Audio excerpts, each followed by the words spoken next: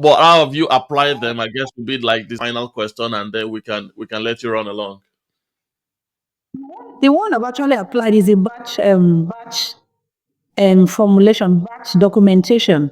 So she Yeah. said, before you go into the factory for production, you must have known what you want to produce, Mm-hmm. exactly the method and everything. You can't enter into the production room without knowing what you want to produce, understanding the batch size of what you want to produce, ensuring that all the raw materials that you want to produce is on ground. You don't have if you don't have all those basic things, then you shouldn't, enter into the production room. So I would naturally just produce. So she would, she was diligent. She was meticulous in, okay, this is a measurement, this is what it take, this and this. And by the time it comes out, this is how it should come out.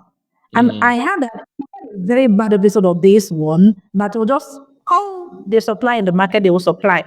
And there was one that a very bad base was brought. I didn't know on time until I in production. It was terrible. It was a massive loss for me at that time. And then if I've been doing that batch production, and just checking what goes in and all that, I'm sure that I would have prevented this. It would from hackers, but those that part of the learners will learn the business. For And so she learning. said she measure everything before she mass produce. And then when she want to produce a printer, especially if it is a new product, she would not even produce in Maloka when she lost the 100K, and then she'll print 20. When she cannot pick any number she want to pick, it's also a key for me. I must also just keep set running. If the product is a new one or it is the one you have been doing before, you produce, you know when you go into production and the factory, you must know have all of this and the structure, the Together.